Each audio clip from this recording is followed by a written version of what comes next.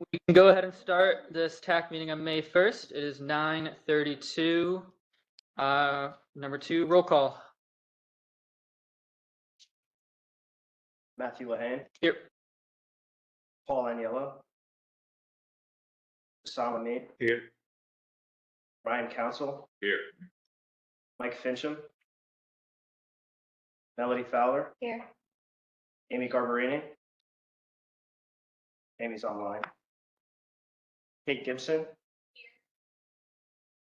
Stephen Haynes. Here. Christine Hefner. Daniel Koenig. Nick Miner. Here. Stephen Miner. Melvin at the same. Sure. Nick Ruiz. Here. Bob Schneider. Online. Bob's online. Michelle Croftshire. Here. Rodney White. Capella Akbari. Lee Anderson. Mohammed Benomar. Online. Online. Chelsea Betas. Kimberly Cook. Craig. Here. Adam Derrick. Susan Gardner. Here. Todd Horsley.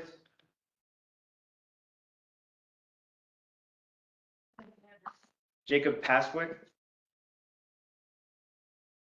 Craig Pennington. Greg Reed. Joe Stainsby. All right, we have quorum. Thank you, Connor. Number 3, approval of the May 1st, 2023 Technical Advisory Committee agenda.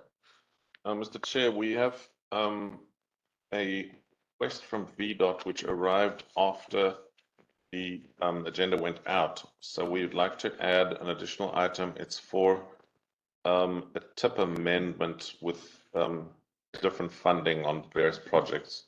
Could we add that? I think let's not put it on the consent agenda. Can we do it under action item because somebody may have a question about it as the first item under the action because it's probably a quick one. Yep. Yeah, we'll put it as A and move everything down one slot. Thank you. Do I have a motion? So moved. All right. I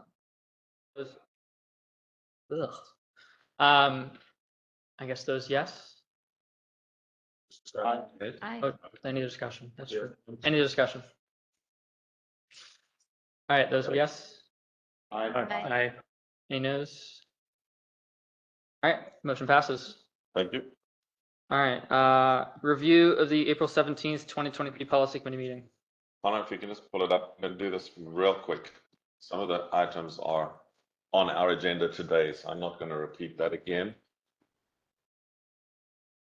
For this particular policy committee meeting, we had a number of public comment periods, which we asked to begin on draft documents, which you've seen at the TAC. So there's the UPWP, went out for public comment. Just scroll down, please, Connor. And then we had the TIP, the new TIP, not to be confused with the amendment in today's pack, which is an amendment to the existing TIP, but the new TIP. And then the air quality conformity analysis report had to be approved. And that had to be approved to be sent to Federal Highways, I believe. So that was approved. We then had a presentation from Clark Construction on the train station improvement. And then that was just very short. The work that they're doing, you'll see the parking's closed off at the back. And the work has commenced on really the old crumbling, infrastructure. I'm sure Nick could tell us more about that, but they came and did a presentation, which was great. The Fampa Vision Plan is in this pack today for just a short overview, so I won't go into that now. The new river crossing update also in this pack, so I won't go over that again. And then the public comment period for the, you remember we agreed at the last meeting to have a draft CMAQ SDGB list go out for public comment, but without every detail in it because you still wanted time to review the details. So we just sent a very high level one, list of projects and total funding basically, and we sent that out for public comment.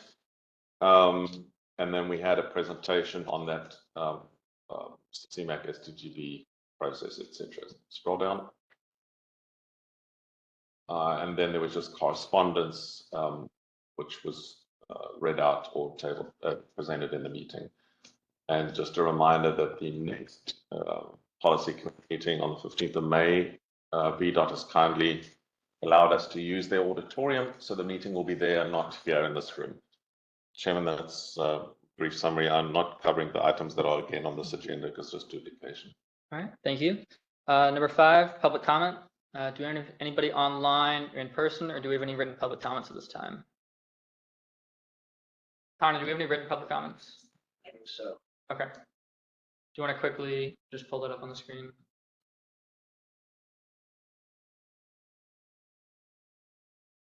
I will read these. From Wilson Greenlaw, I support the bridge crossing. I'm sensitive to the environmental impacts. However, I believe there is no solution for a region that doesn't include a river crossing. I'm imploring you to get it done as quickly as possible and choose the best solution to the not choose.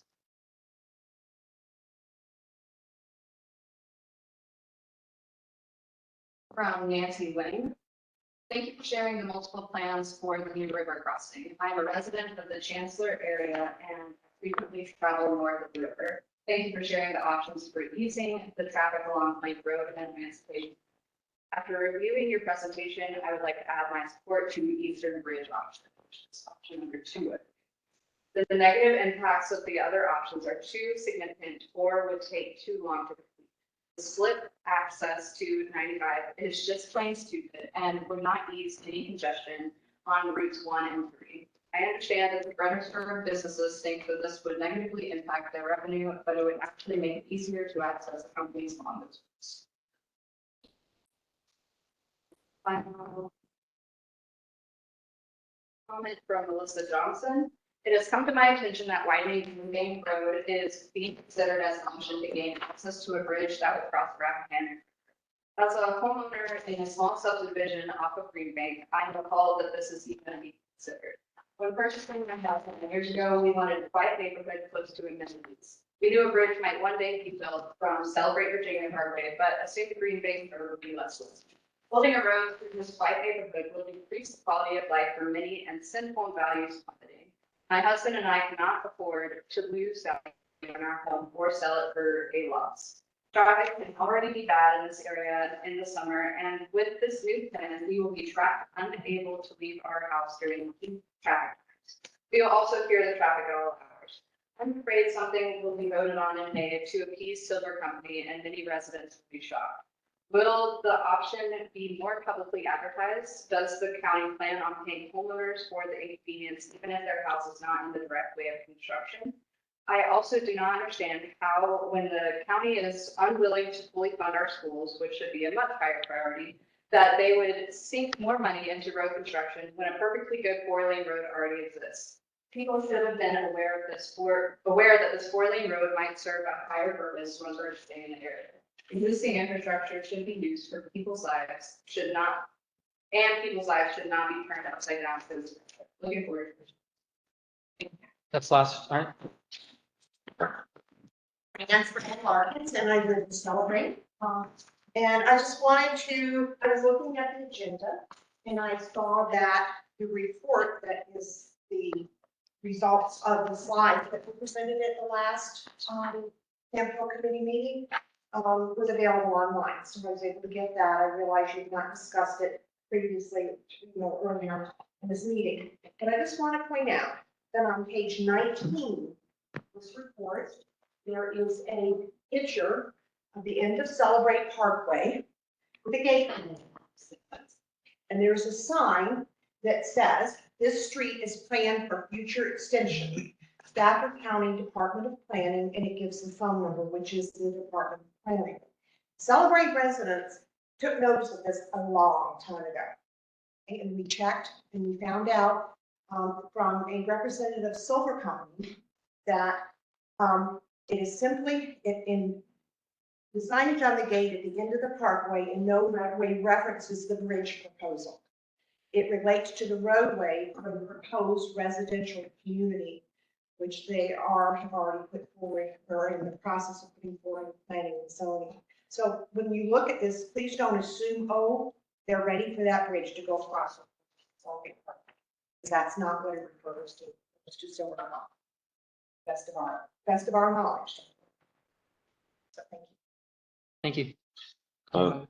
Chairman, just one quick thing. We did, after the agenda went out, receive a letter from Spotsylvania County. We have put it on the computer screen. Technically, it would be under correspondence, but that's right at the end of the meeting. So we have put it on the screen if people want to look at it. It relates to the river crossing study. So when you get to that item on the agenda, we happily can pull it up to show you. All right. Are there any more public comments? All right, we'll close the public comment section. Moving on to the consent agenda, approval of the April 3rd, 2023 TAC meeting minutes. Does anybody have any items on that or a motion? Is any motion for approval? Motion to approve. Paul? Second. Second. Brian, any discussion? All right, is voting yes? Aye. News. Motion passes. All right, action and discussion items. As we spoke of before, we added the first item to the agenda, the discussion of the TIP and opening public comments on amendments, resolution 2329. Connor, are you able to bring it in? So you've got a printed copy attached, put down on the desk of those who were sitting at the table. Their request we received at the last minute from VDOT. It arrived after the TAC agenda went out, and we've asked to add it to the agenda. So effectively, we're just doing VDOT a little bit of a favor by trying to expedite this, because normally we would wait till the next meeting. But because of July being a month when our committees don't meet, in order to get this done before then, we need to add it to this agenda. Otherwise, it wouldn't make the July. It wouldn't be all completed in terms of the comment, going through all our committees twice and all that. So John asked if we could add it to today's agenda. So the printed version is there. The screen shows you the online version up there, and it relates to, it's not small amounts of money, but it relates to existing projects. If anybody has any questions, I suggest that they direct them to VDOT directly, because we just facilitate it. Does VDOT have anything on these 4 projects? All right. The 3 of them, the maintenance ones, they, remember that doesn't mean all this funding could be used in any one area. It's just that some of these projects are in the phase of it.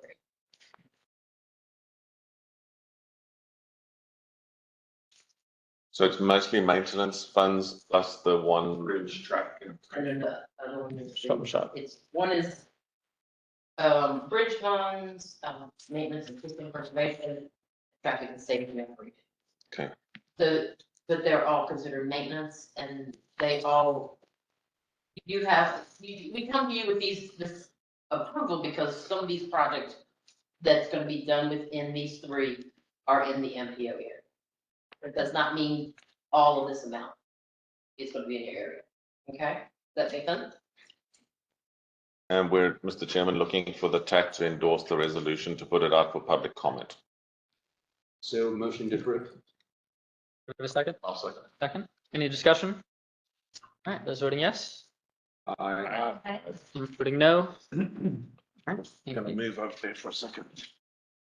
All right, moving on to the second item. I guess this is item B, technically item A, FAMPO vision, a brief overview by Mr. Allis. Thank you, Chair. The Chairman has asked that we do these next 2 items fairly quickly. Forgive me if I rush through them. The point of this is, when I arrived at FAMPO, I asked somebody, what should I do in my first week when I arrived here in this office? I said to somebody, what should I do at FAMPO? here I am, brand new, know nothing. What should I do? And they said two things.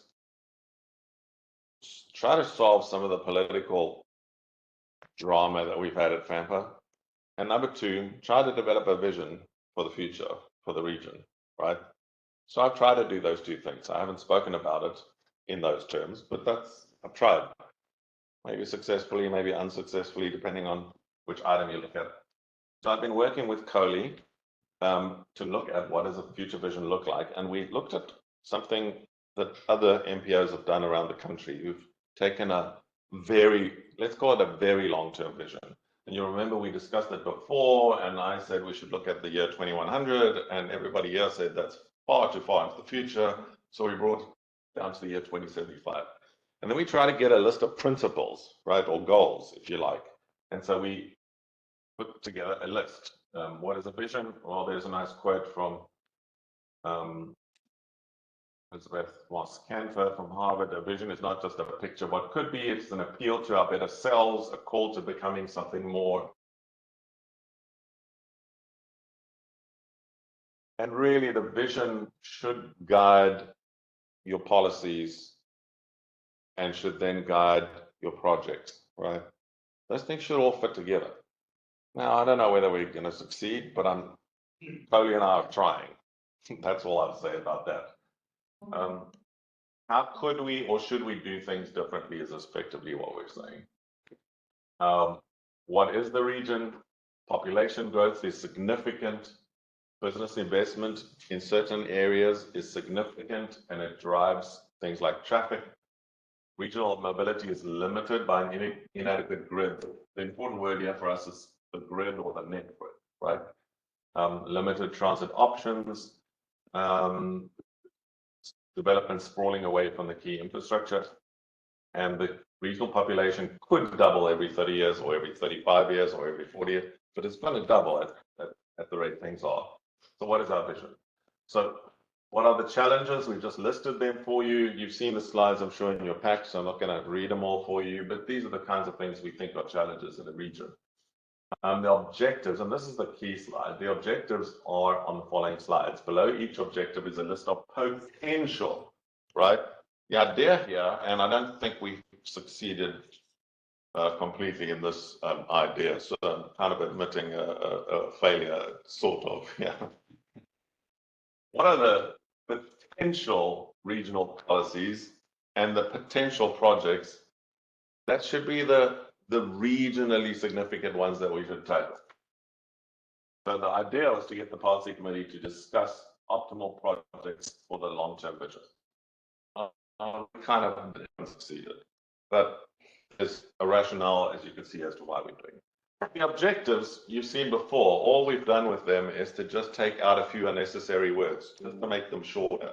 But you've seen these all previously on the objectives. Objective 1, efficiency and congestion, right? So what could policy be? Increase roadway capacity at strategic locations to improve regional mobility. This one is mostly about roadways. Then we put out a list of projects, and we made it very clear that we're not saying these are the projects that we should focus on. We're saying, can you all, as the policy committee, and now you all as the TAC, think through what are the big bang things that are going to give us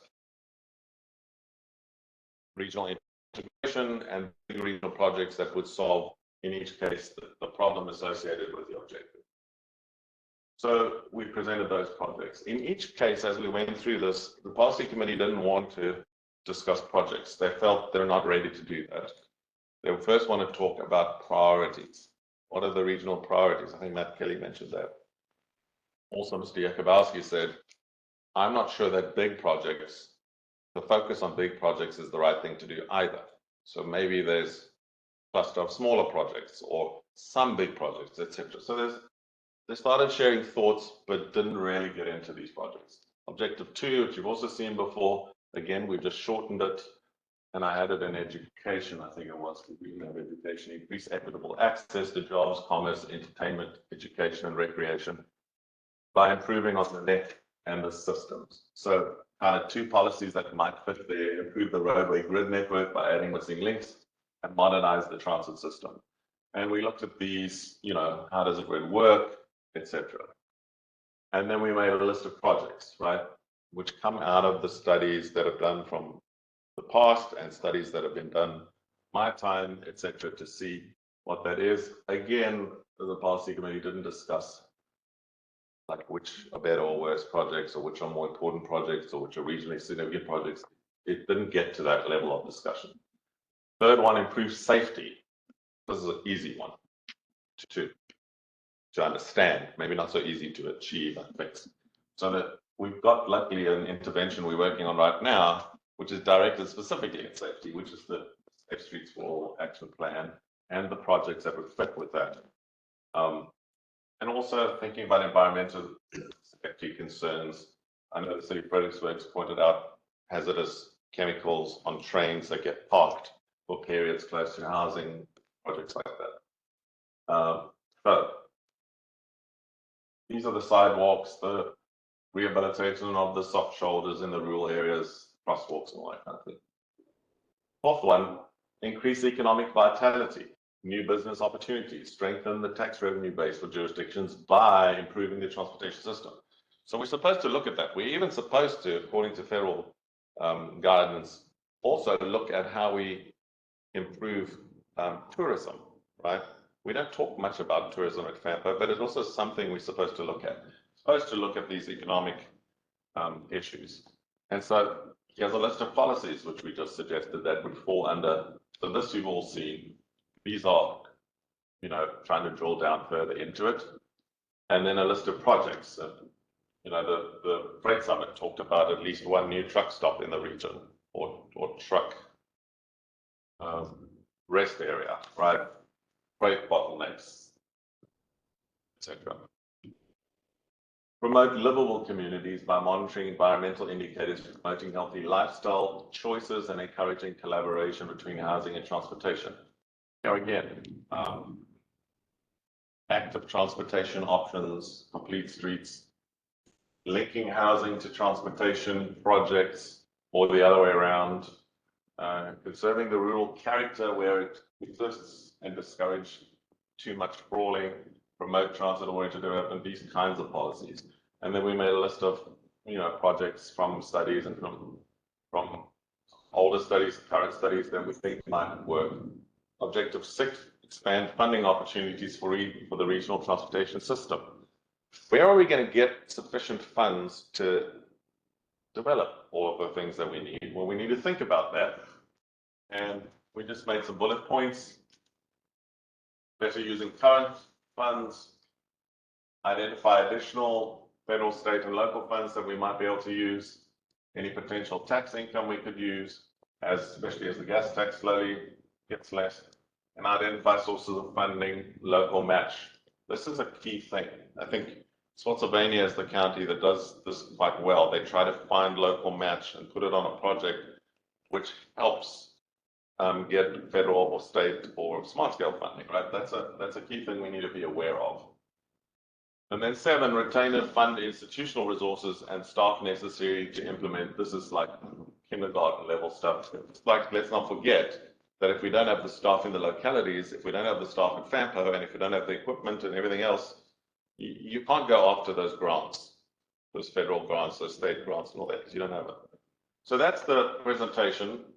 We just want to spur thinking about a FAMPO vision. This is not the answer. This is thoughts to ask people to think through what our vision should be, and then what the goals or principles should be that we should be going after, and then try to think what kinds of regional projects fit with those principles and those goals. So that's all we did. Policy committee wants to take some time, wants more information, have future discussions on this. It's not going anywhere in a hurry. Happy to take questions, but that's enough from my side. Cool. So is the thought that this effort will kind of feed into the next LRP update? Eventually, in 4 years or something. The idea is to just stop the thinking. Like, often we're down in the weeds of, like we're going to get just now, CMAC and SDGB. It's very in the weeds. But like, this is at a higher level to say, well, what is the region going to look like in 2075? And then scenarios. When we get towards the LRTP, we can then do scenario planning. I think last time they used a consultant. We don't know whether or not we'll do that this time, but the point is we can then get somebody in to say, okay, you've got a high level vision, you've got some principles. Now, what are the scenarios that will play out based on the population growth, based on the infrastructure or lack of infrastructure, and then we can do those scenarios. So I'm just starting the conversation to get people to start thinking. Sorry, Chair, you should. I think this is a good idea, but I have some concern about going this year 75, trying to please people 75 years from now or 50 years from now to make, their life better and everything. How much we doing now for the people who live now to alleviate these issues, which is almost the same thing. Sure. The point, though, is that when you get larger projects, they take a very long time. You have to first design it. First, then have to check what are the impediments to doing it. Then you have to find funding. Then you've got to do the detailed engineering. And then it takes years to do those bigger projects. And so it's important to ask yourself the question as you're going along, will these smaller projects contribute to those big projects? No, that's not the right way of saying it. Will these small projects conflict with the bigger regional interventions we want to make so that it kind of lines up? I mean, the VCR trail is a good example, right? You built a piece, and then like, what now? So if you have an overall picture of where this thing should be, and people have worked on it for many years, we can, I remember when I worked with the city and VDOT to try and get that dam bridge over the Hazel Run on the end of the current VCR trail, right? The question was, why are we building this bridge if we don't know if we're going to get the next piece, right? And that's a valid question. So that's this point. This point is, what are the big things we're going to need to do over the next 50, 70 years so that we start to align the little pieces to line up with those things, whatever they are. And Cindy and I are not committed to any of the specific projects in this. We were just saying, think about these. We talked about them. We have studies, but are they the ones? I don't know.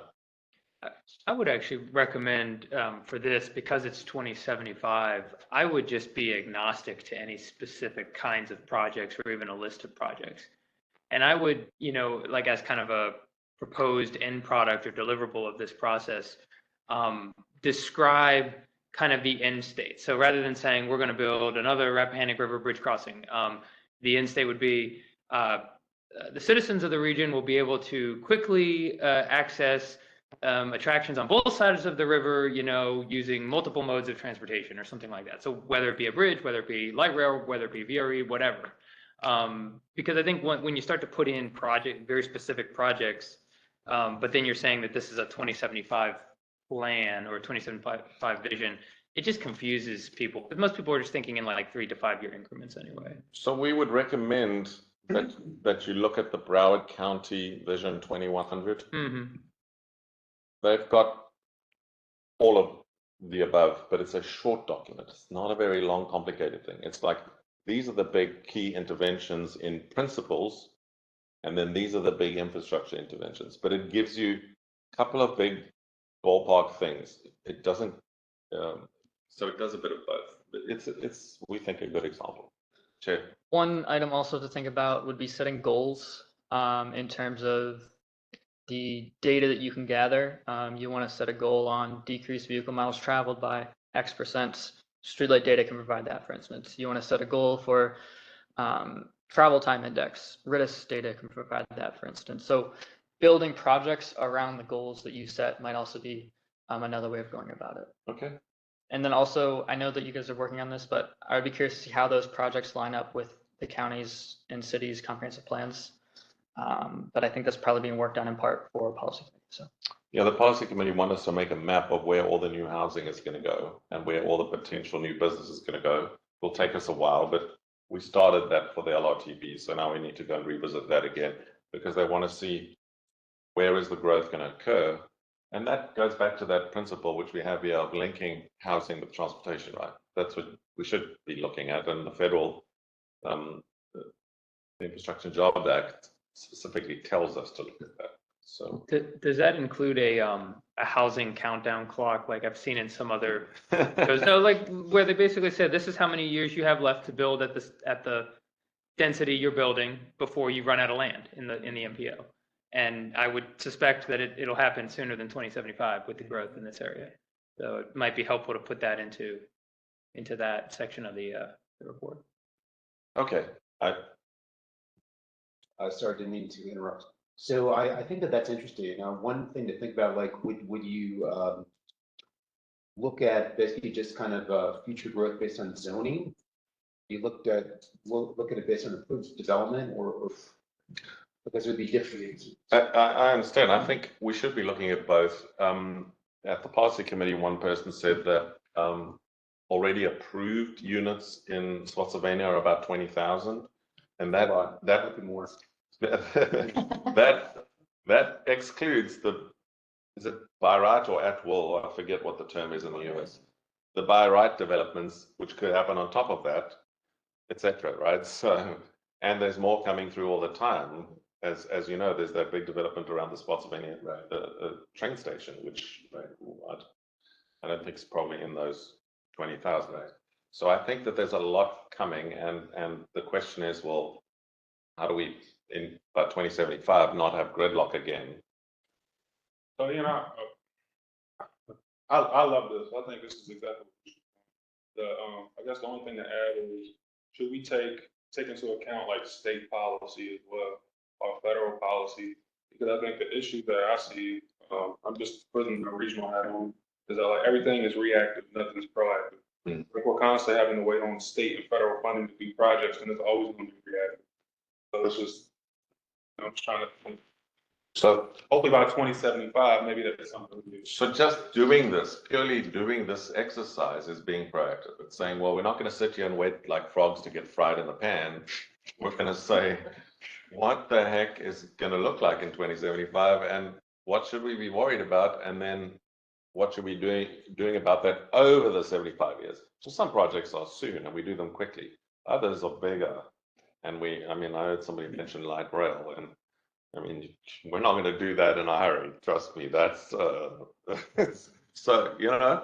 maybe we should think about that. I don't know. Anyway. All right. Any more discussion? Otherwise, we'll move on to the next item.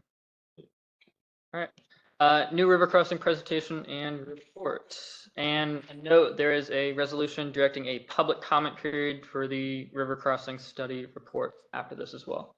Correct. So these slides served at the policy committee, and the aim of doing it at the policy committee was a decision that two of the chairs asked me to work on, because we would get to the May 15th meeting and people would get the information at the last minute. So to avoid that, we decided to do some slides to present the thing. Now, there are a lot of slides, and again, I've been asked to not let this go on and on and on. So I'm going to go through these fairly quickly, but they were in your packs, and we're happy to continue that conversation.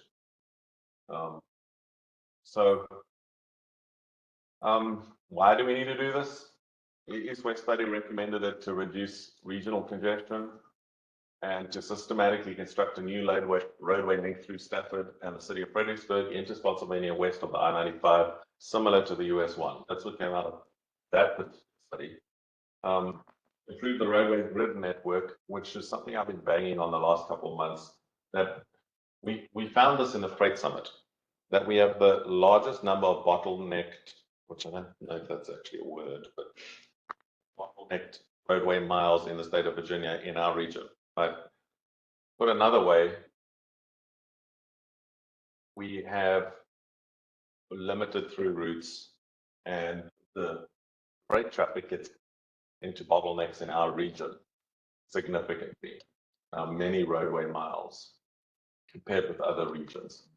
The beautiful Rappahannock River can be an obstacle to a functional roadway grid, causing congestion. Of course, the I-95 itself can do exactly that same thing, because if you don't have enough crossings over or under the I-95, like we're trying with the VCR trail, but on roadways, it's the same thing. This nice, great freeway north and south can be an obstacle to east-west movement. So the reliability of the I-95 is a significant factor in regional congestion. I think we made the point that the new bridges and the new lanes that we are currently building, or that VDOT is currently building, will improve this. But when you open all of those and it's all shiny and new and we get all excited and we can use them all, it starts the clock to the slow march of the deterioration of the reliability again until we get back to what we have. This is how the traffic speed deteriorates on the I-95 in our region in Stafford, for example. This was just one particular day. And the key point is not the red line on the I-95. This is, you're all technical experts here, so I don't need to get in the weeds. It's not the red line there, it's the red line everywhere. So many roads in the region get congested when the I-95 has a backup. And we have multiple of these incidents every week. Well, it's not even one a week, it's multiple of these incidents every week. We did a comparison with other regions with a, population size kind of just below us. And they have more ways to cross the rivers in Roanoke and in Petersburg than we have, more lanes crossed than what we have here. So we have a great new improvement to I-95, but still the number of roadways that can get you across the river are less than other regions in Virginia, which means that you've got a larger amount of traffic per bridge lane here than you would have in those other regions. And when it blocks, you don't have lots of options. Have you seen this in the TAC before? I don't want to belabor things you've already seen, right? You've seen these, well, the subcommittees, the working groups saw these. Did we show them in the TAC? So the idea here, just very briefly, is we use streetlight data to look at the trips that originate in Stafford that cross the river and move south. Where do those trips end? And, these are the destinations that the highest number of vehicles are going to. Central Park, Spotsylvania Town Center, the hospital, downtown Fredericksburg, this region between US 1 and the I-95, and then out along Route 3 businesses there. And then the further away one is Cosmos Corner between the two roadways again, right? When you do the opposite direction, when you start in Spotsylvania and you move north, this excludes the traffic that's going far out of the region. So we don't include the vehicles going to DC and places like that. It's the local traffic, local vehicles and so on. So the southern gateway of Stafford, north of 17, south of 17, and then this one is so high, not because of the park, but because of the Walmart, right?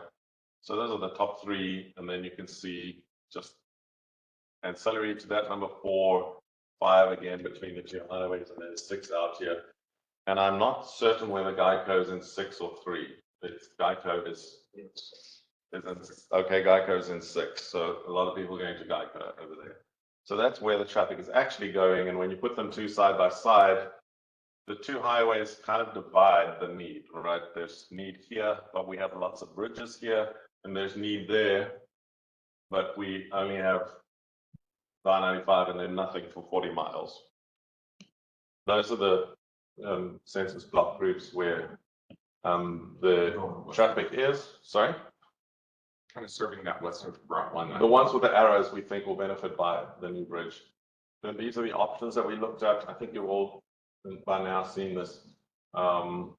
The city, remember, asked us to study this as an additional option to see what the impact would be on the traffic. We worked with the VDOT modeling department to look at all of those. There are each of the options by turn. Then we looked at the environmental considerations. The easements that are held by those bodies are mapped in the region. And then we looked at it more closely. This is the city's river easement, which does allow one probably or so river crossing built into the language of the easement. These are the ones that the silver companies and private easements that have been issued. they do not make allowance for rivers and, bridges to be built. There is a gap here, which we think was originally designed for the gondola. And it's about 216 feet wide, which could put a roadway through it. But there's language in that easement, which the Northern Virginia Conservation Trust said can probably move. The gap can be moved. You've got to keep the same number of square feet of easement, but if you shift that gap, sort of close that gap and open it here, that is in the language of the easement, probably allowed. What is the silver? You said the silver companies, and I heard that in a couple comments, but is that a developer? People who, yes, the developer that developed Central Park and Celebrate Virginia and Cosner's Corner. all those kinds of Jackson things. Crossing. Yeah, it's a developer. Just in terms of already developed area, and you know, the brown areas here are multiple projects under discussion. I think there's another project here for additional perhaps housing. And then this is modeling, the Virginia Department of Transportation's modeling department to look at impacts. And you can see each of these, slip lane doesn't have a huge impact. Each of these options do reduce the regional BMT and the regional segment volume. When you take the I-95 out, the effect is more pronounced, right? So it helps local people more than it helps I-95 traffic. This was from the East-West study. This is not new, you've seen that, just indicating that a bridge would, in 2050, help by reducing congested traffic by 6% or extremely congested by 11%. The options we looked at, peak commuting times, this option seems to be better. Overall, these two options seem to be better for just looking at congestion. And then volume to capacity in the time of day we looked at, and you can see here's the peak periods, AM, midday, PM, and then the overnight. These help the overnight traffic, which is not really what we're aiming for, I don't think. Truck traffic. So these are the numbers of trucks we think would be removed or added to a particular roadway, depending on whether these options are built. Option 1, 2, 3, 4, 5. You can see larger reductions here on Plank Road, but increases, say, on Gordon Road, depending on which option you use. So this is Route 3 reductions. The BC ratio changes. Again, these have lots of benefits, but we worry about these significant congestion increases. Broken it down by option for you so that you can see it in more detail. Here's a total volume. The thickness of the pipe indicates the total volume. And yeah, you can see the reductions and the small increases there. You can see again here the reductions and the increases. As you go through, all of the options are there in your pack. Route 3, we did some special effort on Route 3 because it's a complicated road. Consultants always tell you that because there's so many intersections here and it connects onto the I-95, and so you have multiple different impacts. So between I-95 and Bragg Road, in most cases, you have a reduction, a significant reduction in traffic here. But from Bragg Road to Salem Church Road, there's an increase in the traffic and the congestion. And that's typically because the Spotsylvania people who would use this bridge would typically go up Salem Church Road, down Route 3 and up Bragg Road to get to the bridge. So that traffic pattern seems to be going on here. And then it drops off as you go further up Route 3. That's the traffic pattern I was talking about in the map, where the model predicts that Spotsylvania folks would use it by coming up Salem Church, Plank, Bragg Road. And then we used option 2, but you know, the same would apply whether you used option 3, 4, whichever option, the same idea would apply. Pointed out just the potential that we could Even if it's just 2 lanes, go through past the burger joint. What's the burger joint that nobody wants to pay to remove, but everybody would like to go away? So Burger King. Yeah. just for the record, that's actually in the city. And I'll say just that little piece of it, the county does support a connection to the Carlton Silver. I think the issue is that the property owner in the city hasn't wanted to accommodate that over the years. The city's been reticent to use eminent domain basically on that site. We could maybe work on it together and see if we can't at least put 2 lanes through, because then that building wouldn't have to be moved. If you put 4 lanes, you've got to move the building. But only 2 lanes would not require the building to be moved. But I think it would help the region if we did that. Yeah. Okay, I'm being told to hurry up. Okay, so you've seen these, I won't bore you with them. Economic impact. This is the last interesting thing, that there seems to be a drop off in summer traffic to the shopping malls in Spotsylvania and the stores in Central Park. And that's interesting. Why does it get less in summer, but only on the weekend? The reduction is on the weekend, and we think it's because of the holiday makers clogging up the I-95, so nobody wants to get in their car and drive across the river to get to wherever. Planning level cost estimates. I said this is very high level. We used a 6% inflation rate, but that's that specific tool. You can't do an accurate cost estimate until you've got an engineering design and you know what the impacts will be. Grants, you know, all this. I think we're done. All right, does anyone have any questions? I just had, I guess, a couple of comments I want to make. If you can go back, please, just slide a 30. I think it's 33 though. Yes. That one. One around 3. So our county board basically approved a resolution and a letter basically against the river crossing study. And I guess I just want to clarify that we're not against any river crossing, but we have significant concerns on this river crossing for a couple of reasons. What is the impact on Route 3? Basically Route 3 west of Bragg Road, that's in Spotsylvania. You see basically just those higher volumes. That's a stretch of roadway that's kind of near kind of capacity today. If you have that amount of additional capacity being basically or traffic being put onto the road, it could just really clog up Route 3 kind of west of Borden Road. Right now in our CIP and basically in our comp plan, we don't have any significant improvements to improve that stretch of roadway. So in terms of just basically widening the road, it's kind of limited in terms of what we can do. There is a $5 million bump out project we have that is going to kind of give a little bit of westbound 4th lane capacity on the west side of Salem Church Road. But I mean, beyond that, we're very limited in terms of what we can do. I know the VDOT's done the study of the innovative intersections, so we have a bunch of super streets, but I mean, and even the innovative intersections cost money. And basically, if that amount of additional traffic is on Route 3, the county is probably looking at over $100 million in improvements to Route 3 that this would be not planned for. I go to slide 34. So just with regards to this, basically, if like the river crossing basically was in place and traffic was going north-south right there, we have issues basically at other intersections. I said like Salem Church Road, basically wasn't intended, let's say, to have 20 or 30,000 additional vehicles per day kind of going down it. Just, I mean, all the intersections along kind of Salem Church Road by Levels Road, Unit 2A would have to handle this additional traffic. Again, not in our CIP, something that we haven't planned for. I mean, our plan, like we recognize that there are additional kind of north-south capacity issues that need to be addressed. So we're on the same page there.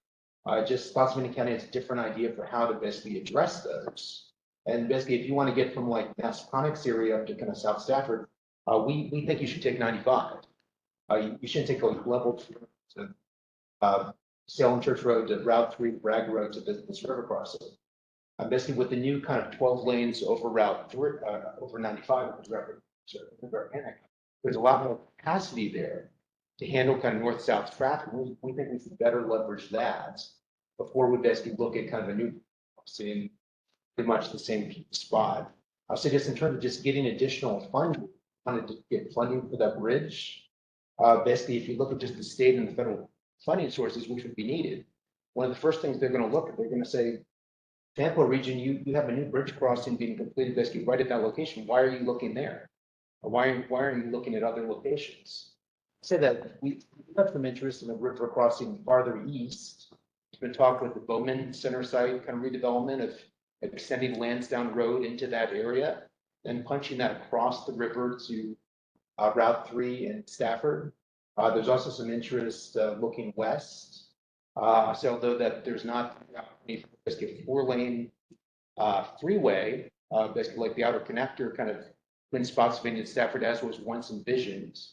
It seems like a 2-lane connection could still potentially work in some locations.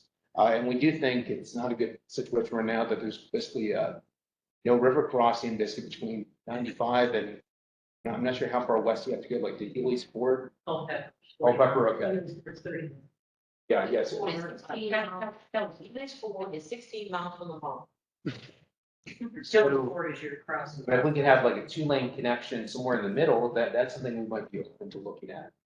So I just want to explain, we're not against any river crossing. The concern is at this location. I'll say like when you look at that option 5 right there, basically you see like the red there basically on the roads through Central Park. I mean, you also see the red kind of up in spot in Stafford. Basically, if this type of improvement was done, it's not just the cost of the river crossing, you also have to improve the roads leading from the river crossing up to 17, down to Route 3, and then maybe also along Route 3 and wherever else the traffic is kind of dumping off on. So we think the cost of this is a lot more than the 200 million or so for the actual river crossing. It could be 500 million, 600 million. I have no idea, but I mean, for that amount of money, we don't think this is the best investment in transportation infrastructure. If I could just respond to 2 things. First one is, of course, not 20,000 cars, it's a couple of hundred that they are in the model. And this is option 5, but it's similar for the other options. It's Salem Church Road 420 in the morning peak, 261, but the 367 it's not 20,000 cars, it's a much lower number. So those are kind of peak hour.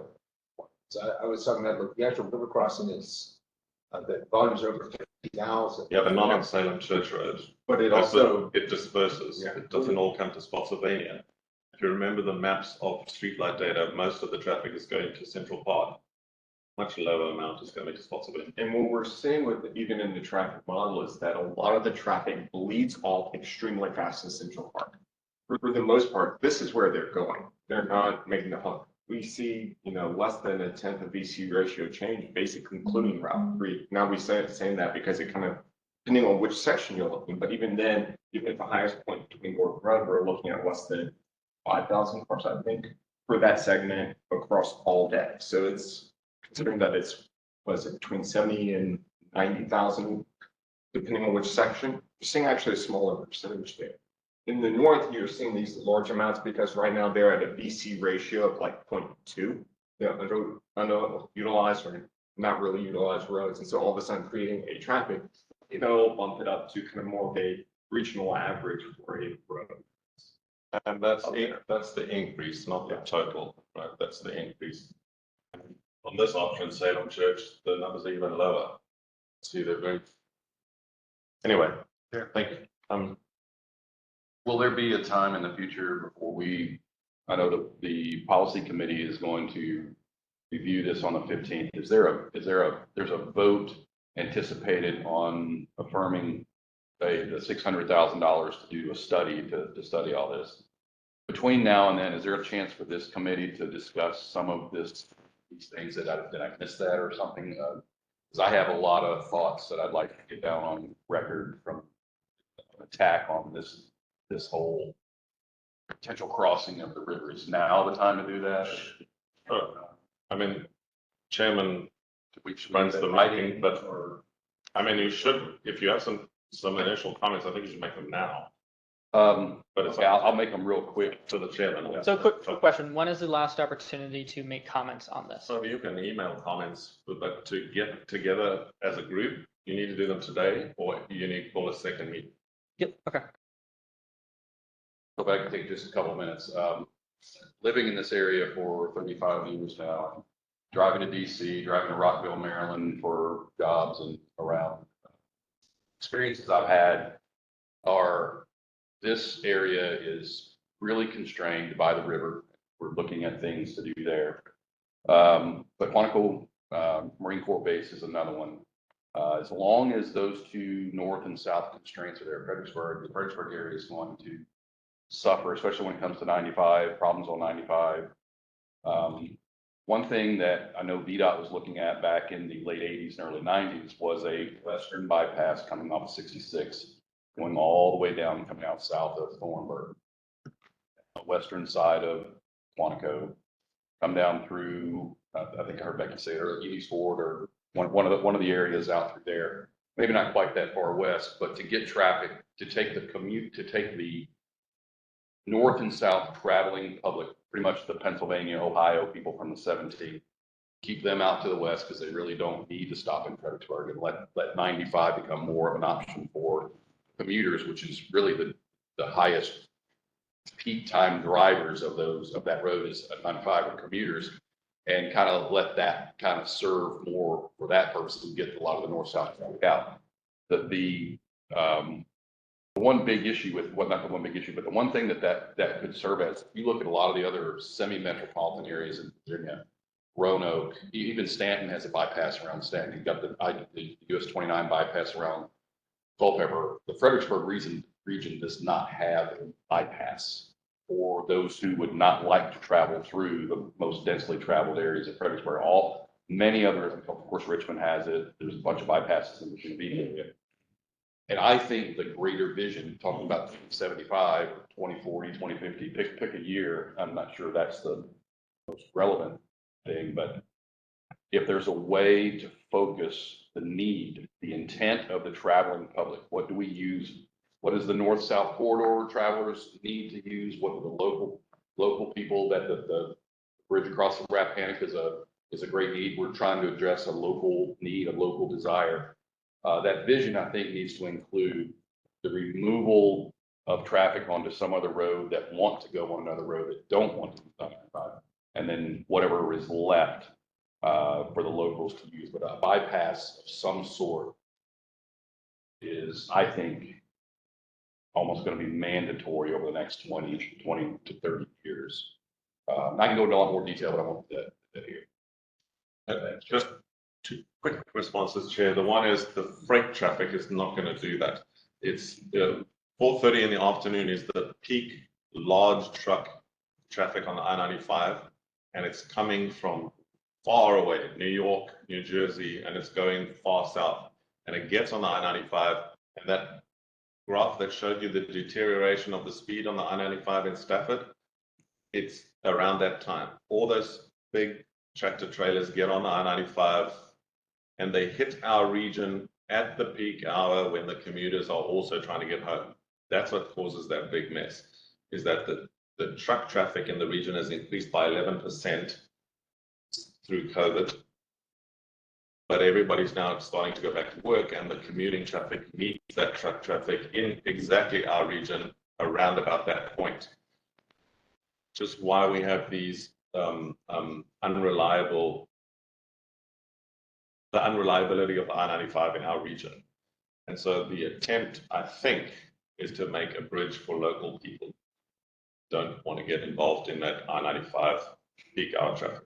I certainly think that's a very good short-term idea and solution. I think the longer term needs to be more of a local combined with a state option on what is really driving the air problems, not just from a Fredericksburg in a 10-mile radius, but what is driving it from a northern Virginia and even New Jersey to Miami. And maybe two ultimate connections would be needed, not just one. But anyway, Stephen, I see is. I just listening to your earlier presentation, 50+ year kind of plan for the area, and then seeing this, Nick pointed out that, that long range plan really shouldn't have specific project. You need to look at our general issues. The need, yeah. And this kind of goes to the extreme opposite. We're looking at a very specific thing here. If our 2075 was a little more fleshed out, we might be able to address this. And Paul brought up a really good point. And Brian also has, reiterated it, that multiple crossings further out is probably what we're ultimately going to be needing if we look at 2075. And we, okay, what does this region need? And you just described, how, okay, if we took the commuters out, the trucks would be able to get through easier in this peak afternoon period. So I think that we need to be looking at that 2075 now, and I think that would help drive decisions on these individual projects a lot better. And I think we are going to find that when we move a little further out, we get a whole lot more options and alternatives going ahead. So, again, I see a lot of validity in what I'm hearing as far as multiple crossings and those crossings being further away from those lanes that we already have crossing the river 95 hour. So I'm going to differ with you slightly. I think it's both and. And the reason I say that is I don't think one bridge is going to fix all that problem. And the second thing is we know now from streetlight data for the next 20 years, people are going to be wanting to travel close in between these areas that we showed in the streetlight data. When you look at the streetlight data further out, there's just nobody wanting to go there. So you're going to build a roadway now, but in 2050, that would be necessary because by then it's moved out there. But if you go build that thing out there now, first of all, it's going to be used less because nobody wants to go 40 miles to get back here again, just across the river. And secondly, because the building it out there will spur urban sprawl out there, and then you're going to need more and more roads out there to get them all back here again, because this is where the activity centers are. So I think long term, yes. In the short term, the cost of building that is billions of $2 billion maybe to build that thing that you're conceiving. Potentially, but what you do have to look at is, do you invest what you have now in things that don't last that long term? When you think about the one thing that would immediately pretty much fix up all our problems is if the traffic that is going through our area didn't have to go through our area. Yeah. Whether it be freight, just the northeast border traffic. And so ultimately, in our mind, we know that the 2075 has a bypass around the Fredericksburg area. How far out, that is to be determined, but it needs to take traffic away and give another alternative. Whether that's the 301 corridor, whether it's a new corridor to the west or where it is.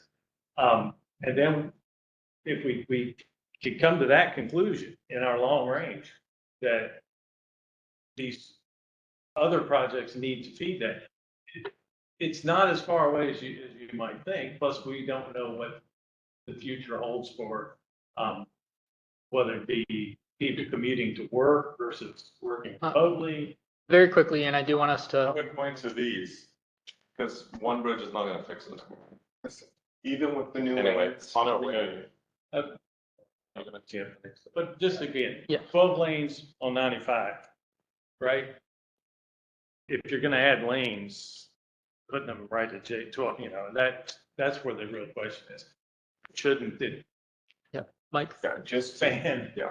Got two quick comments from the city. One, we have a pretty strong land use plan for preservation along the river within the city. Option 2 seems to align somewhat with that plan. The other options may be more problematic. And 2, considering this as an option or a regional transportation option, it may be a replacement for another interstate exits north of the Welcoming Center on 95 into the Celebrate Virginia area.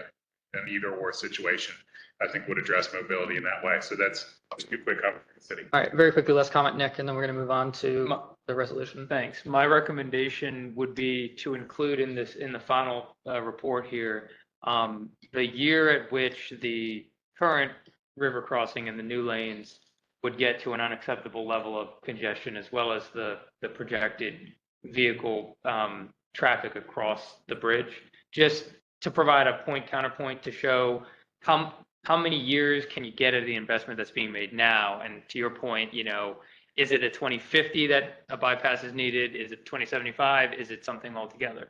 So yeah, it would be helpful to have that context, because I don't know. We don't have that data now because it requires a model run, and I'm not sure that one model run will tell you which is the magic year, because you have to hit it exact when you do the model run. And Yeah, no, it take like a whole week to do. Yeah. All right. So it might be hard, but item on the agenda is endorsing resolution 2323. This is not endorsing the report, it is just directing us to do a public comment period. Do I have a motion? So moved. All right, do I have a second? Second. All right, motion and a second. Any discussion? I have discussion. So Spots Many basically wrote a letter, basically a resolution coming against just the river crossing study, and staff have been directed not to do anything to support this. Just want everyone to know that I'll be voting against this today. That's fine. Do you want us to pull up the letter? Because he's got it there. Yeah, that'd be great. So it's the, All right, any further discussion? Can I mention one thing here? I've been attending this meeting for 34 years, and this area. And all these options that you're all talking about, they were discussed then. Nothing materialized. And I hope what we talk about now will materialize and see something going that works. All right, any further discussion? All right, those voting yes, Aye. those voting no, No. all voted no. motion carries. All right, motion carries. Thank you. All right, next item on the agenda is CMAC SUV safety metrics. In the interest of time, very quickly, Becky. Hey, right. Just while Becky's setting up, remember this comes out of the rewrite of the CMAC methodology. Becky is our regional expert on crash analysis, so we asked her to write this metric because it's her wheelhouse, and I know much less than her, so I trust her judgment to tell me what the best metrics are. Yeah, Great. and one item on this, we'll do the presentation, and then we can definitely talk further about this at the subcommittee meeting. So I would tell everyone, whenever our next subcommittee meeting is, I believe the end of May, please do attend. We'll talk about this as well as other items. Very good. We talk about the cab code scale lines, our formal definition of KAB, so which is definition of crash severity. Crash occurs across the country. It's a uniform.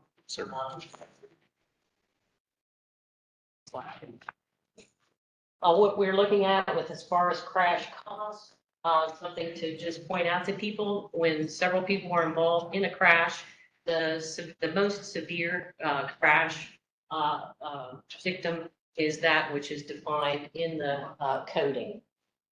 And then crash cost is evaluation in monetary terms of the cost of a crash.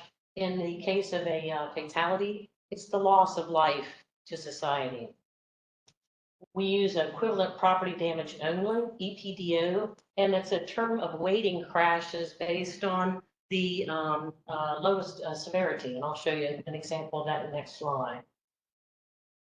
This is a crash cost Federal Highways document and shows the cost we talked about earlier.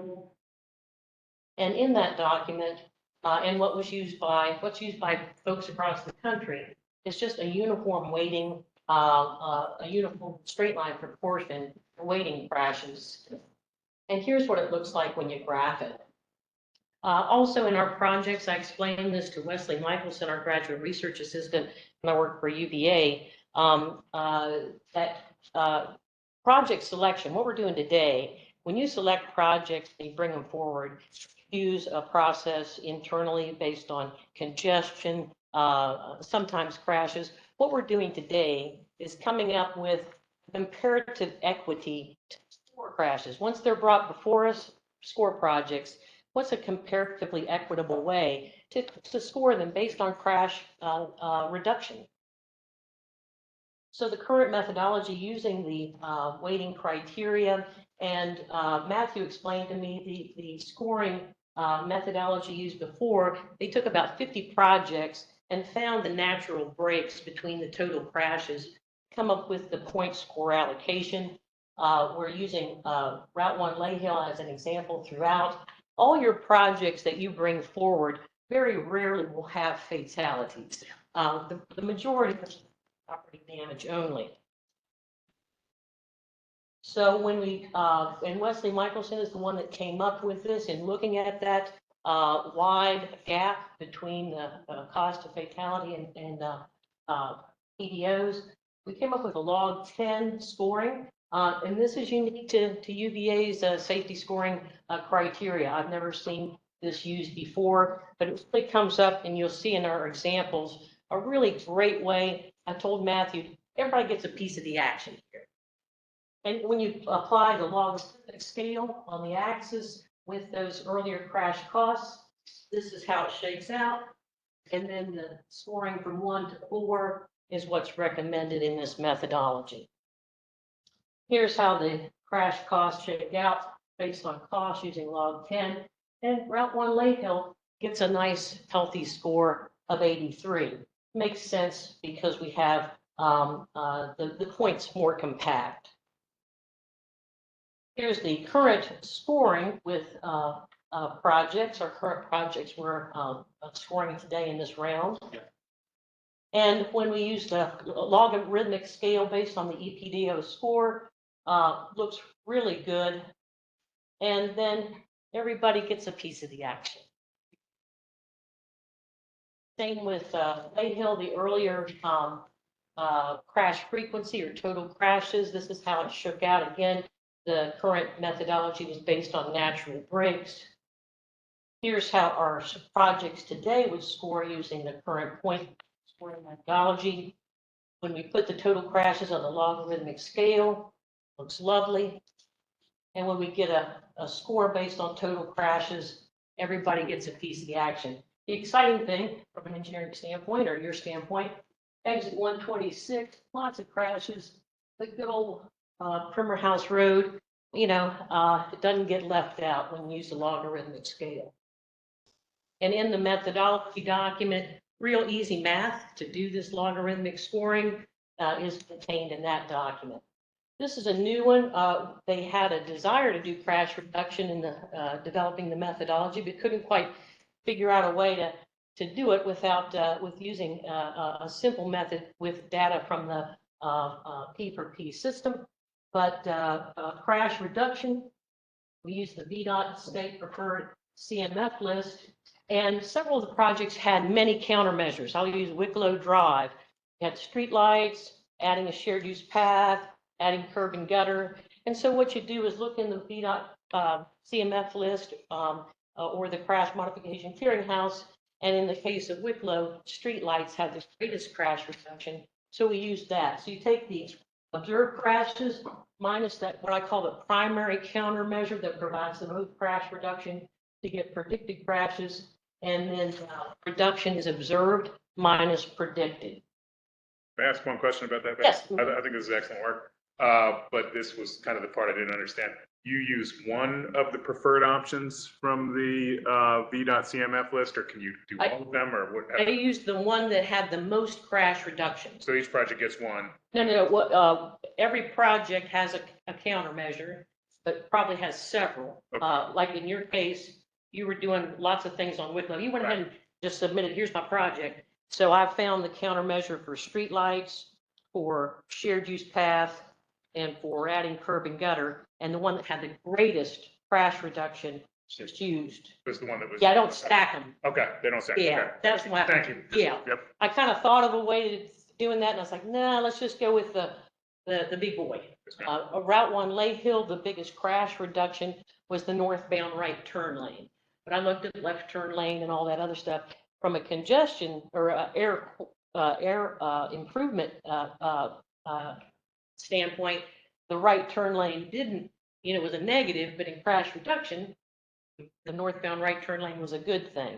So John and I talked back and forth that this is just to give it a safety score. We talked about the air quality reason why that wasn't but the left turn lane was a real good thing for Route 1 Lake Hill. It's a reduction in air emissions. So we've got the math here. Another interesting thing to show you the quadrant roadway. There is not yet a countermeasure. It even says in the VDOT CMF list, you know, star, no countermeasure. I looked at the crash modification clearinghouse. It just said, don't know enough about them yet.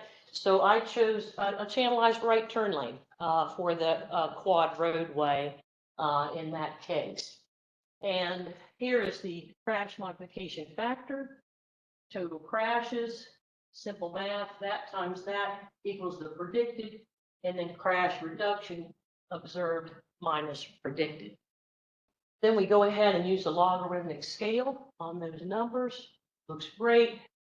Use the easy math that's in your methodology to get the logarithmic score. Again, make sense. Here's our big winner in Fredericksburg, all right? Really great crash reduction there, and a lot of crashes when we did the P for P around those intersections. So it's just honest, and again, I call it a comparative equity of scoring of the projects you have already selected. And then at the end of the exercise, just add them up to the sort, largest to smallest. And again, look at our little Wicklow Road there. When I started using the existing methodology, Wicklow was not. We did not for a while. Well, neither did, and we were asking about this, because that's why we identified them. They're not high volume, but they're Yeah. high amount of crashes, so I think that this is answering that. Isn't that question. great? So, yeah. Yeah. Appreciate it. Yeah. So it really looks good. And again, you kind of knew, boy, Paul's got some great ones there with South Point 126. Sure. But again, I call it a comparative equity of scoring. Again, you've chosen your projects. They're already high priority. This just gives that safety point, again, equitably compared to each other. Bike ped, I'm going to go a little quicker here. As far as length of the path, I took your applications, and for example, the gateway shared use path, you had the length of that being constructed with middle school, that being constructed with your project. I took the total length of sidewalk. That's the big winner there from that score perspective. And then here's the crash reduction. This is interesting here. The BCR Trail Route 1 and BCR Bridge Route 3, when you have a grade separated project, what I consider, what Wesley and I talked about at the time, was you're basically removing an unwarranted traffic signal when the traffic signal is associated with rear-end collisions. So I used VDOT's Tableau crash tool. I didn't use P for P. I went into VDOT Tableau and grabbed all of the bike crashes, pedestrian crashes, that's your total. And then I was able to go to these two intersections and get the number of rear-end collisions. So anyway, simple math, total times the CMF. Here's your crash reduction. And then that's the math of observed minus predicted. Here's how that crash reduction score works out.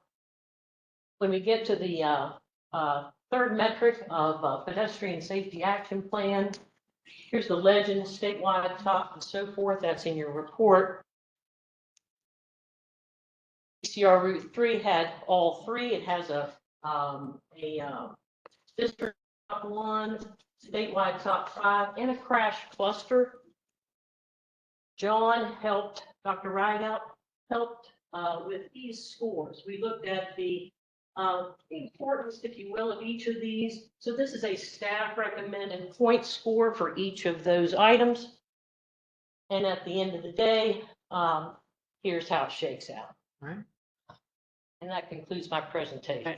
And so this will be a discussion point at the next subcommittee meeting, which I believe is scheduled for Monday, May 22nd. So they're at 9:30 or 10 a.m. If anyone has any comments or questions in the meantime, please forward them to Becky. This is a pretty big change from how we've currently been doing it. So yeah. All right, moving on to the next item, item D, CMEC STBG funding allocations. Dr. Rideout. Just to explain for clarity, as John starts, option A is the one you've already seen, right? That's what we presented at the last meeting. With one change, we found an error on the high capacity transit study, so that item is reduced by $45,000 or $47,000 because we found an error in the formula in the spreadsheet. I hate those damn formulas. So we have reduced it by $40-something thousand. So that one study is reduced. So option A is what you saw last time with that one change, with that study getting less money. Option 2, or option B, sorry, is a new option which we've produced as a result of comments we got from Spotsylvania. Remember, I asked each applicant to send us any suggested changes. We only got in writing one from Spotsylvania, and so we made some changes to try and accommodate a list of items there by shifting. Essentially, we were shifting the chairs around. So that's what option A and option B is. Option A you've seen, except we reduced the funding on one study. Option B is new. We've based it on option A, but moved some things around to try to accommodate those requests. But John will do you want him to go through the slides? In the interest of time, we've all seen most of the slides. I know there's a few additions. If you want to just quickly brief on those and then get to discussion. Okay, just a reminder, this is our starting off point with our CMAC STBG and our new carbon reduction funds. Once we split them, following the methodology into our modal distribution, we have basically our 65, 20, and 15 split. There's a little bit of moving money changes from year to year, as well as a result of reprogramming the corrected amount of STBG. There's a little bit of dollar amount that kind of had to be moved around. So for the distribution of our new projects and new funds, we have this. Now, same with STBG, we have a little bit more leftover funding as a result, and so you can kind of see the modal split going around. This does include a little bit of roadway funding splits. There's some project here.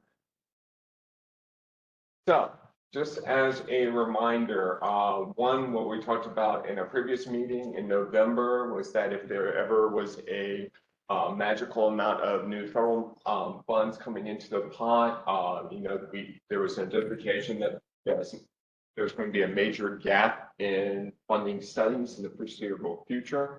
And then as well as if we could use that pot of funding, there's a desire to see more studies conducted. However, the carbon reduction program does not cannot be directly used for new studies, and so to make that desire available, there would have to be some funding swaps.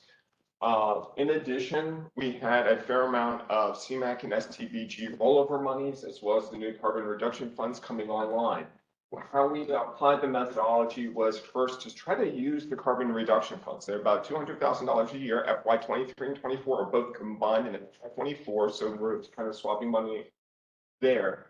But CRP, kind of plugging that money in, we funded like the Sepulveda sidewalks and a couple other projects using CRP money, swap that in. So we tried to use the new CRP money to cover some of the cost increases affecting certain projects.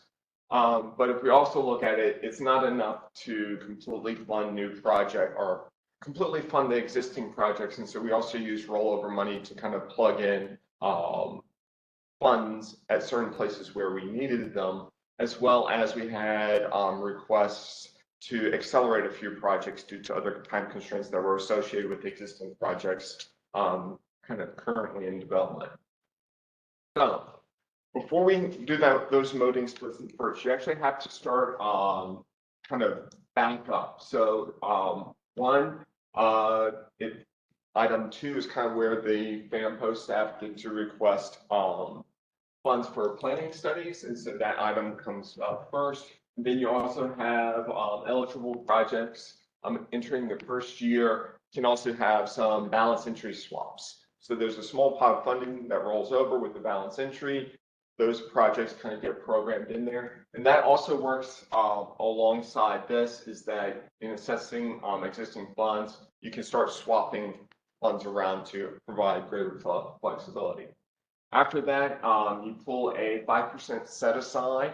This applies to FY28 and 29, not rollover funds. And so you pull that kind of out of the pot first. In previous years, it was a kind of a flat $75,000 set aside. The new methodology calls for 5% reserves. Those projects get pulled out. Then you also have a standing set aside for GW George Washington Regional Commission's Ride Connect program, as well as $100,000 per year in federal planning requirements that goes to fan post internal items.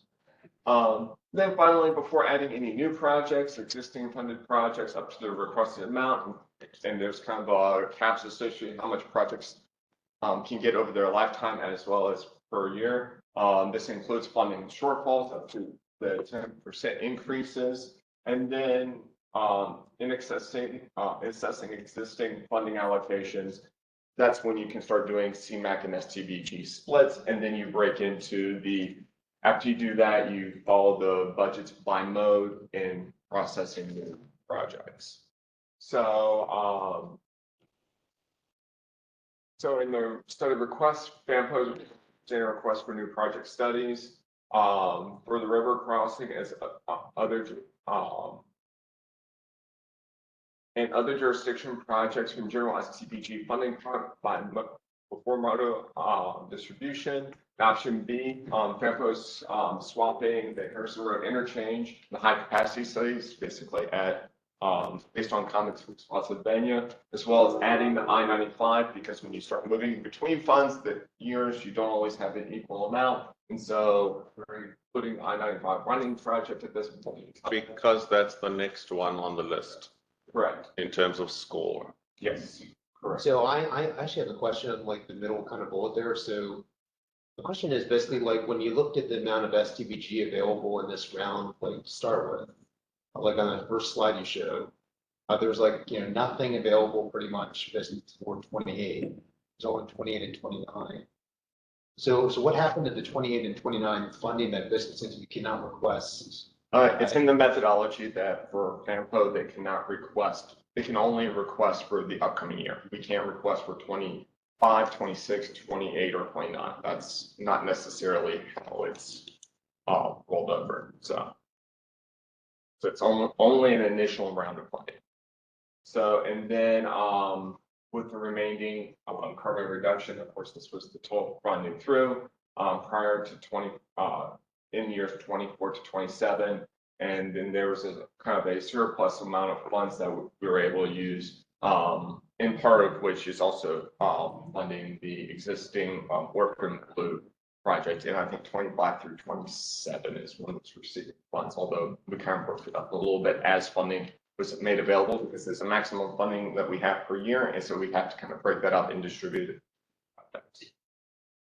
So in option A, you see we've seen option A. Okay. And option B, we have the shifts. So we drop Harrisonville I-95. We're kind of swapping it with the Fredericksburg Go high capacity transit study. Of course, there's limited amount of funds for that year, so it's a number split. We have about $100,000 left over, and so we're programming into I-95 widening, as well as doing the Fredericksburg VCR Trail ADA study, Williams Street Corridor. John, I had a question. On the Fredericksburg Go transit study, it was my recollection, correct me if I'm wrong, but that money is not needed in FY24, is it? You guys wouldn't be ready to start that study? We are not doing the study. Fred Chancellor is doing their study. I don't think so at this time. And then just a question, like with that study, like what's the scope of it? That Is any of it in Spotsylvania? I'm honestly, Spotsylvania Town Center, I believe, was on the So the East-West study recommended it. We removed the section on Route 3 because of the negative comments we got about that. So it now terminates at the Spotsylvania Town Center. But this is not a project submitted by FAMPO. This is a project requested by Fred Transit, and it was one of their project applications. So we would direct the questions to Fred Transit. We don't know what the detail is. I guess I'm just going to ask my general kind of question again. It seems like with the studies funding, it's kind of rigid. Like it can only be 24 or 29. I guess I just don't understand why there's no flexibility with all the other projects to basically kind of program something like between, maybe just more for 29. I think we can do a funding swap for that.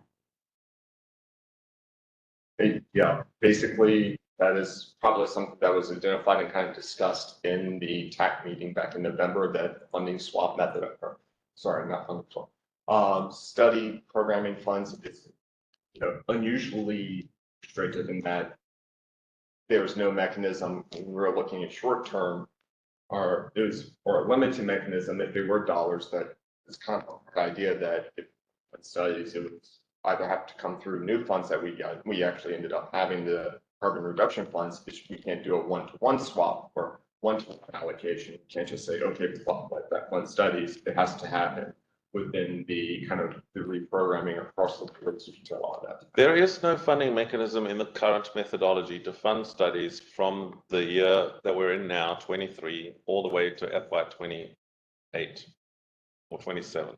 There is no method. So John tried to create a method by swapping out using the new carbon reduction, or was it the leftover funds? He created a method to swap out to get us some funding for studies, because there is currently no method we can do that until FY 27. So it leaves us with all these years from now to FY 27 when there will be zero money for studies. So John has found a way to do that. We might not like it.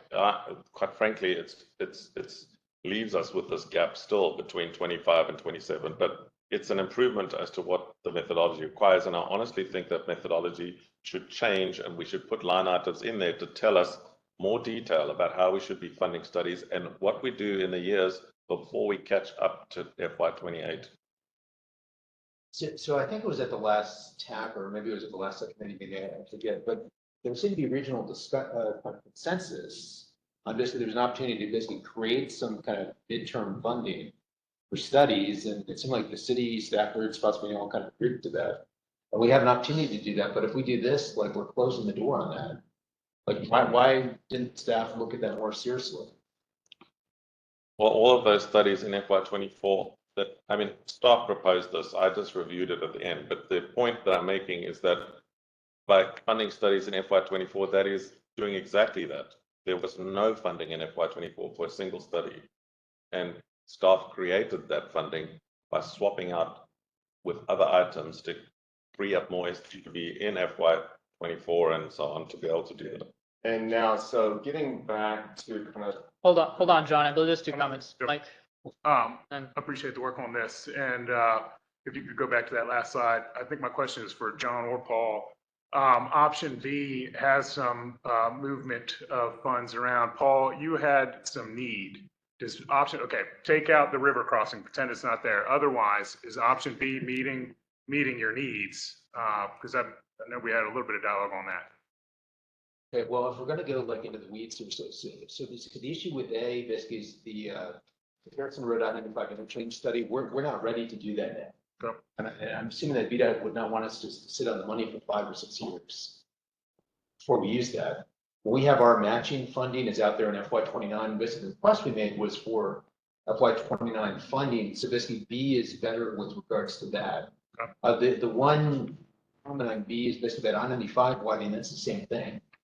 The county doesn't have any matching funds to kind of bear on that basically in FY 24 or just other funding. So that'd be the same thing. It'd be like a project like sitting there for a while. So I guess the suggestion I would make is basically to do a modified option B, where it'd be option B, but basically the I-95 funding would go down to FY 29. And then the Route 1 South Point Parkway, which does have STVG on it, pick up the FY 24 funding. And that project could potentially use that funding more quickly.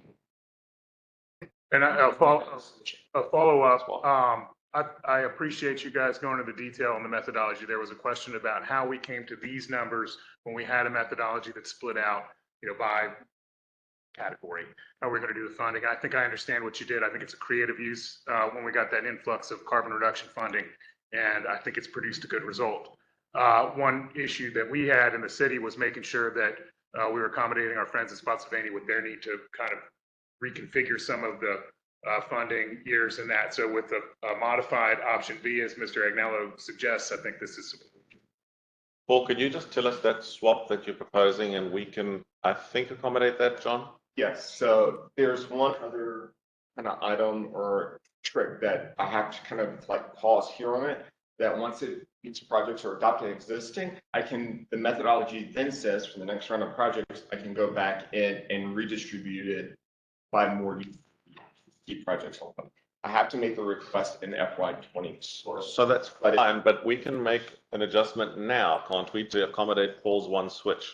Paul? You wanted to move you wanted to swap between two projects. He wants, if I remember correctly, it's the South Point Drug Handle to potentially receive funding earlier, correct? Yes. Okay. I mean, we can make a small. So we can take that exact $104,000 and put it on that project and swap it out. We can do that?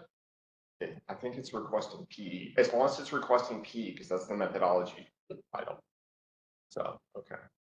Yeah, the need for like the Route 1 South Point Parkway project, right now, I think all the funding is out in FY 29, or most of it is. We're desiring to have some PE funding for that. Yeah. So that would be useful. Okay. So we can make a resolution now to change that, right? Yeah, we Matt? can change that to make, Looking for a motion to that effect. not yet. I just wanted to say for our high capacity transit study, we're actually looking to do that more once our TSP plan is completed. So, I mean, potentially we could swap it to like 26, but like 28, 29 is way too long for us. So we're just really hoping to do that after our TSP. If you can start it before the end of FY 24, then that timeline works. You don't have to finish it in FY 20. Okay. Anyway, I make no comment about people's projects. We only do shifting. We're not sure what the TSP We're shifting. spirit's going to You know, I've said in this very room, sometimes I don't think a project's a good idea, but we'll still fund it because we don't have a say. We have to fund according to the methodology. So I guess I would defer to VDOT, but I think if Fred waited a year to start, like if you didn't start till like FY 25, I think that would not be a big deal. 36 months. Plus, if we wait like 5 or 6 years, I think that is. It's 24 or 36 months, I believe, to when you have to spend the money or finish spending the money. So then my suggestion is we take option B and fix it by making the change Paul is requesting. And then, you know, maybe we need a vote to recommend it. Yeah, as long as Funding swap here for South Point Drug Handle to switch STBG money, $104,409, fiscal year 29 to 24. I-95 winding. Does anyone have any issues with that? Can you say that one more time, John? So Paul's proposing swapping the $104,409 that's currently on the I-95 project into fiscal year 29 and bringing that same amount of funding swap with the South Point Route 1 Jug Handle project for this amount to be made available in FY 24. Thank you. If no one has any issues with that, we'll include that change in the resolution when we get to that point. Okay. All right, awesome. John, continue. This was just explaining the funding swaps. Also, the one other item that's in item B that we did mention is that we had an additional small amount of funds that we made available for Enoch Road. That's just using the balance entry rollover into that. It does go up 10%, but we're making that pending policy committee approval. Yeah, we will request that policy committee does above the 10% to the 800 and some thousand that we had originally requested. So the amount we would have to point out to the policy committee that we funded it up to the 10%. And in this option B, as a result of a request from the jurisdiction, we took the excess funds lying in the balance entry and we are showing that it's allocated to that project, but we do require the policy committee to vote on that because the methodology says it's got to be a conscious decision by the policy committee. We are not allowed to do it, to go above the 10% cap. This was just a summary of it. That your methodology is just included. This is that kind of jumped ahead for time. Saying that, and that was the final slide. So I jumped ahead. So there are two resolutions on the table. Resolution, well, they're both the same. 2322 for option A and 2322 for option B. And the option B one would be as amended by that swap that's just been discussed. So it would be an amended option. So just comment, is it possible that we can kind of break off the river crossing kind of vote from the rest of it? The reason why I'm asking that is basically our board, because they passed the resolution in the letter, basically I've been directed not to support anything that basically advances the river crossing study. If it's all grouped together, I'm going to have to vote against the entire thing. We're not against most of it. We're in favor of most of it. So if we just do the allocations minus the river crossing, so they can support it. But if it's all together, basically we're going to have to vote against it. So I don't, we can vote twice. That's no problem. But at the end of the day, we have to present a recommended alternative to the policy committee, who may then modify it again, right? Because it's not cast in stone. They get the final say. So if you want to vote on it like that, that's entirely up to you. But at the end of the day, we're going to have to vote as well on the whole thing, because we've got to present that to the policy committee as a recommendation. So we can do both. You can vote first without the river crossing, and then vote a second time, but it's the second time one that I have to also then present to the policy committee, because they have to get the opinion of the TAC before they decide. And it's just a recommendation, it's not a decision. We don't decide, we just recommend. And the other just kind of quick question, basically, I'll say traditionally kind of with the FAMPO spreadsheets, it's had like schedules, like phases, like can that be added to the final version? I think we put back the timeline of the ones we did have. Some of them we don't know when the PE will be and when the land acquisition will be. So the ones that we already had from the previous slide is back in, I believe. But we need that information for the new projects because we don't have that. Yeah, a request to the TAC doesn't obviously have to be for maybe for the next TAC meeting. If everyone can go through the CMAQ SDB spreadsheet and review that material, the schedules, and the amount of funding listed under PE right away and construction, and just verify that information is correct so that FAMPO can have an updated, an up-to-date spreadsheet. And in terms of just what's kind of being recommended today, like does that have the schedule information? Or like the PE kind of breakouts, like? Click on it, Connor, please, the spreadsheet, the option A spreadsheet or the option B spreadsheet, whatever. I'm sure John added it. If he didn't, it was an oversight. Just click on it. And scroll down to the action spread there. I think the column was reinserted for the timing, but I can't see it from here. It's for the timing, but it doesn't have it broken out by project stage.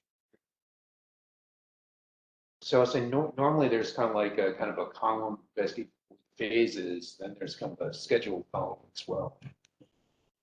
We happily will put those back in for the ones that we have available, which are the old projects. We have those available. For the new projects, there's just nothing. We don't have we only have the date indicated on the application as to when you would like to start the project. And then I send out that email saying, please just verify the years so that we could try and accommodate that. I don't think that the right of way, like traditionally, I'm more used to doing it, that it's also STVG and CMAQ has also been, so I know which stage it's also going in as well. I don't think the previous mechanism did it, and adding the carbon reduction programs kind of broke the whole spreadsheet, as well as some other legacy issues with the spreadsheet as well. So this is actually a brand new. So the simple answer is we'll happily add in the ones that we have, but there's a lot we don't have because those new projects have nothing, no information. Any project that was applied for in the portal for VDOT has a schedule for all three phases. It's in the smart portal and that has public access.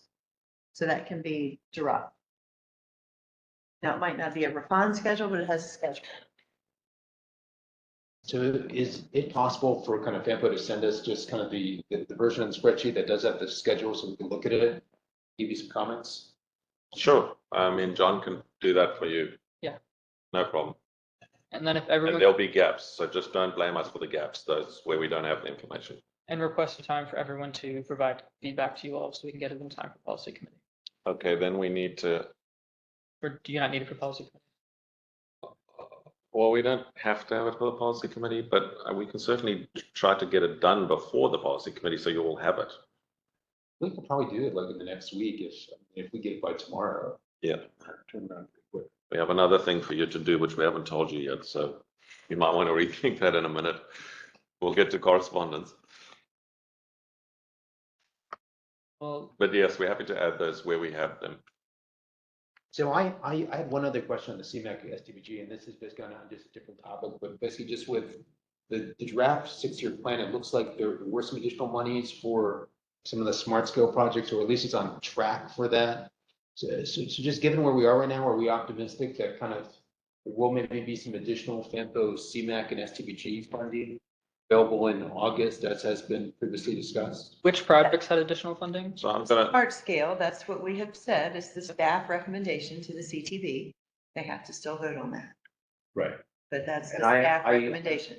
I'm very, And it's not final, but if it does get approved, like there seems to be significant funding in the draft 6-year plan, like could that lead to additional FAMPO monies? If the CTV approves all of those funding It will be increases. money that will go directly to a project.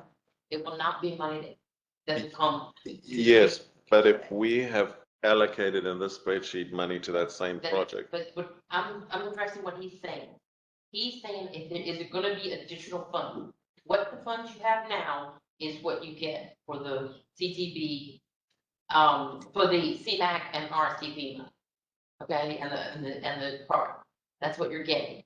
If the board approves any additional funding, it will be going directly to projects. As for the increase in inflation. Does that make sense? Thank you for the clarification. That's excellent.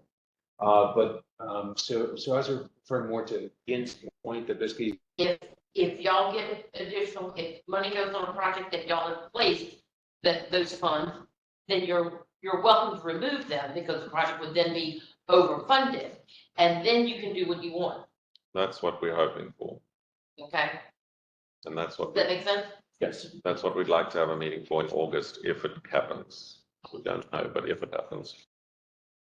I know the city's itching to get the third project in a certain category funded, so I know I'm gonna get requests. Is there any more discussion on this item? So you want to vote twice, once Well- option B without the river crossing, and then again for the option B with the river crossing in. If someone would like to make a motion to that extent, yes. okay, so I'll make a motion and basically approve kind of option B, basically with the events that we discussed in this meeting. First. And that one amendment is the 100,000 plus from the I-95 study project, 100, I-95 to South Point. Right. Second. All right, I have a first and I have a second. Any discussion? So just for clarity, we are voting on everything except for the river crossing, and then we'll be doing a second vote Correct. for the river crossing. And this is B. This is B, B yeah, option. this is Okay. option B. Okay. All right, any more discussion? All right, those voting yes, Aye. Aye. voting no? Okay, all right, motion carries.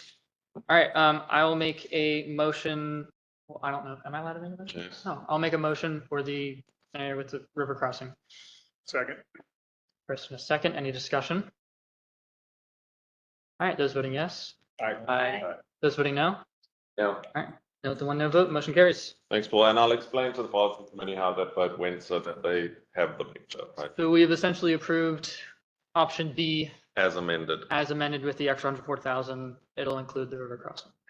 And Don will make that amendment and then just send you all a copy of the revised one so that you all have it. And Susan, if you see any errors, scream, I'll be happy. There's one time when I really like you to phone and complain, and that is when you see an error that we can fix. Please do complain. I very much need to hear that. We'll email you. Thank you. Just a note, the next subcommittee meeting on CMAQ STBG, I believe is May 22nd. Please attend. Transit is a hot topic, so we'll be talking about correspondence. Correspondence, we got mostly those comments which we put into the public comment. So there's not a lot of correspondence. The one correspondence letter is the one which we received after the agenda went out, which we put up on the screen for you just now, the letter from Spotsylvania.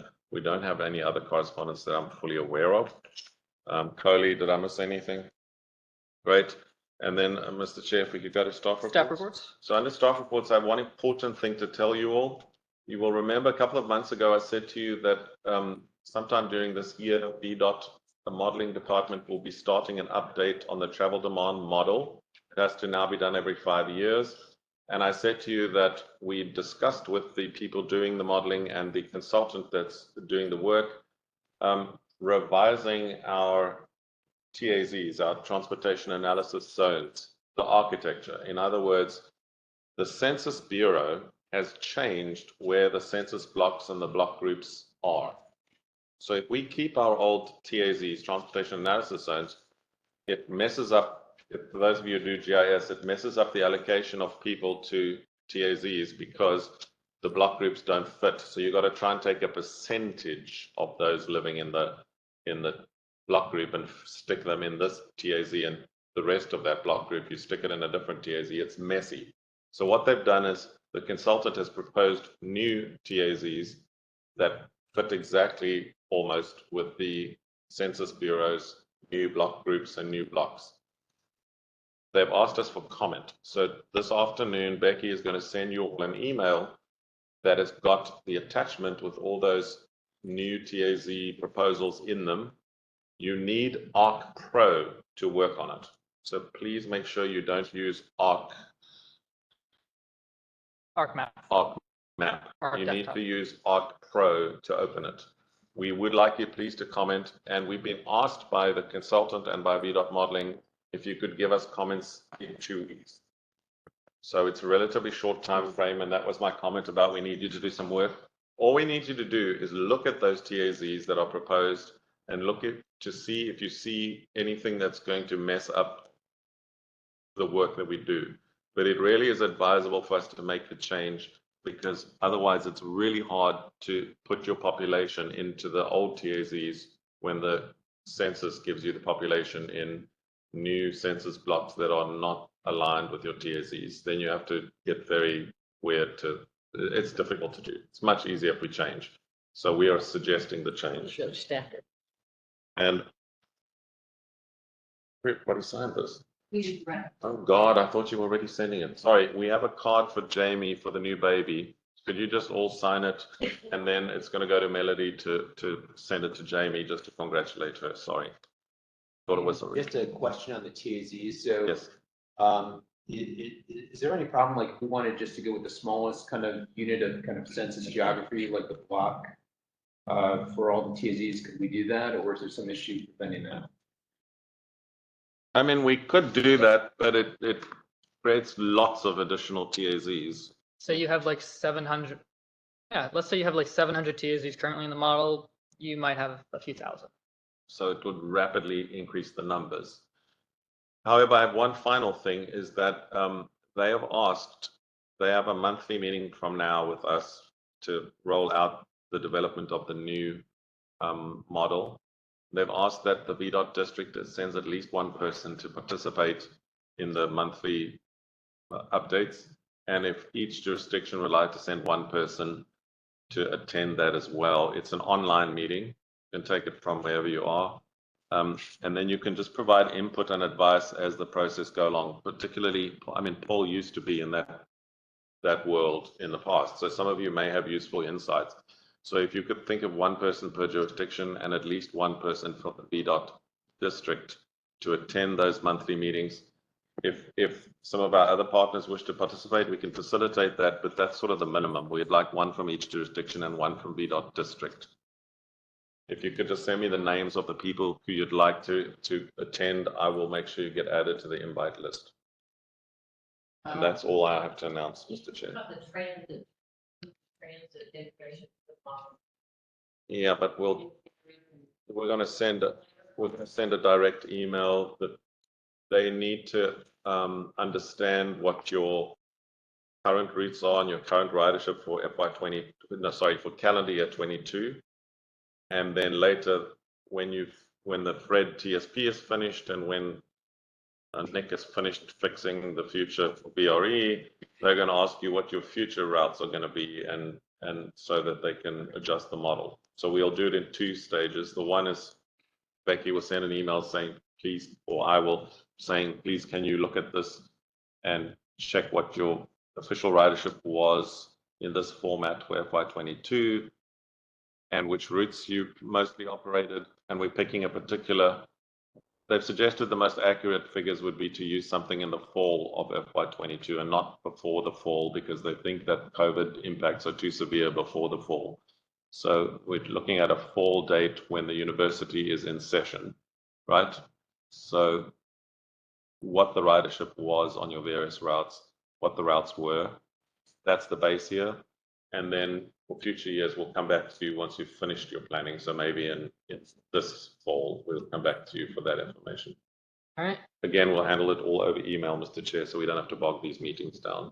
Member reports: A, notification of changes to cost estimates on FAMPO projects, VDOT, and B, notification of new transportation projects by localities. Any items?